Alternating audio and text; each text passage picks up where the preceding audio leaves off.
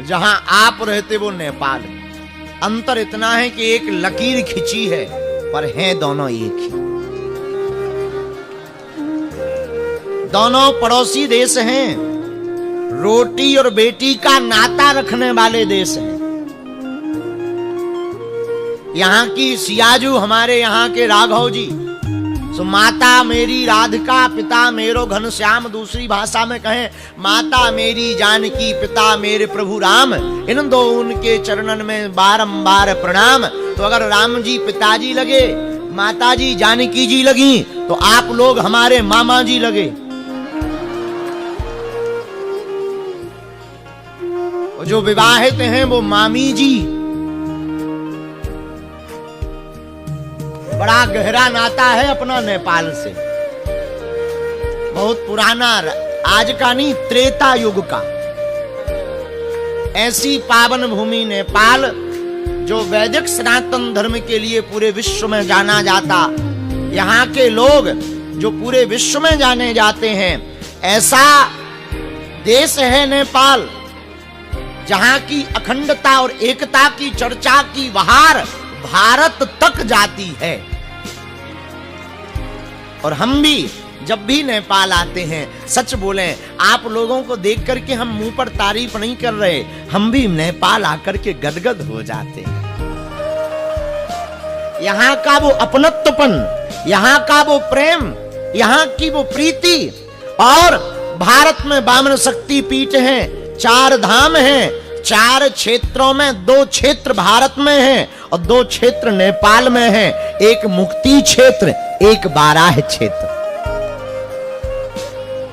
हम महिमा नहीं गा रहे, पर सत्य बोलने के लिए चूकना भी नहीं चाहिए। मेरे पागलों, नदी जैसे जल के बिना अधूरी है, गुरु जैसे ज्ञान के बिना अधूरा है, देह जैसे प्राण के बिना अधूरी है, पंछी पंख के बिना अधूरा है, बिच्छू डंक के बिना अधूरा है, आरती शंख के बिना अधूरी है, गणित अंक के बिना अधूरा है, वैसे ही भारत नेपाल के बिना अधूरा है। और नेपाल भारत के बिना भी अधूरा है। ये आपकी कोई मुंह पर तारीफ नहीं कर रहे मेरे प्रियजनों। राम जी की पूर्ति, अगर राम ब्रह्म है, राम अगर ब्रह्म है, राम अगर परमात्मा है, तो प्रभु श्री राम की आत्मा जानकी है और जानकी माता नेपाल की है।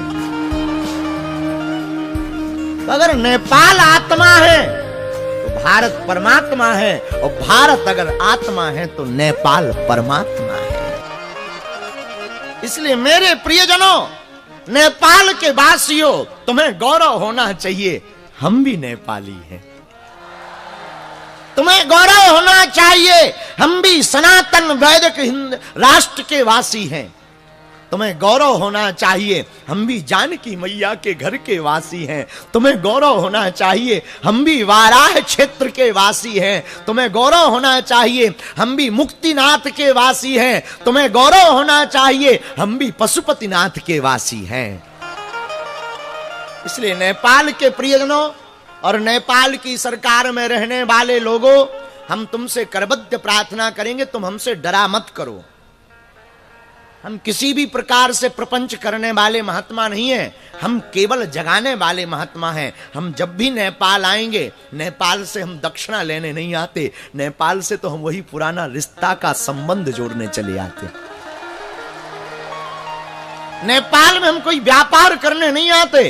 और नेपाल की सरकार में रहने वाले लोगों, आप ये भी मत विचार करना कि हम किसी धर्म के खिलाफ हैं। सब धर्मों का सम्मान है हमारी पीठ से, लेकिन सनातन के कट्टर हैं। एक कमी है, और जो बाप को बाप ना कहे तो क्या पड़ोसी को बाप कहेगा? ये कोई कमी थोड़ी है, ये तो आचार संहिता है। ये आचार संहिता है कि अपने फादर को फादर कहे ना, तो क्या पड़ोसी को फादर कहे? भाई हमारा सनातन है बढ़िया तो है बढ़िया, अब किसी को दिक्कत है तो हाजमोला खा लीजिए, हम क्या करें? अब बढ़िया है तो है। इसलिए मेरे प्रियजनों, नेपाल की शासन प्रशासन व्यवस्था बहुत प्यारी है। हम तो सुबह से आए हैं, सब लोग बहुत प्यारे। यहाँ की पुलिस व्यवस्था बहुत प्यारी है, उनको हम व्यासपीठ से साधुवाद करते हैं। वो लोग जिस प्रकार दिन रात लगे हुए हैं, हमारे कारण उनको बहुत कष्ट भी हुआ होगा, लेकिन हम कोशिश करेंगे कि कष्ट नहीं होने देंगे, क्योंकि हम सनातनियों को जगाने आए। हम तो जगत गुरु जी के कारण आए हैं, और जब तक जिएंगे तब तक नेपाल आएंगे। प्रियजनों, खैर ये तो चर्चा थी। पुनः आप सभी को, नेपाल वासियों को रामनवमी की बधाई हो, बधाई हो, बधाई हो, बधाई हो, बधाई हो। बधाई हो। राम जी अयोध्या में प्रकट भये। कथा तो हनुमान जी की है, हनुमान जी की कथा तो हमें गानी ही है, लेकिन आज अगर राम जन्मोत्सव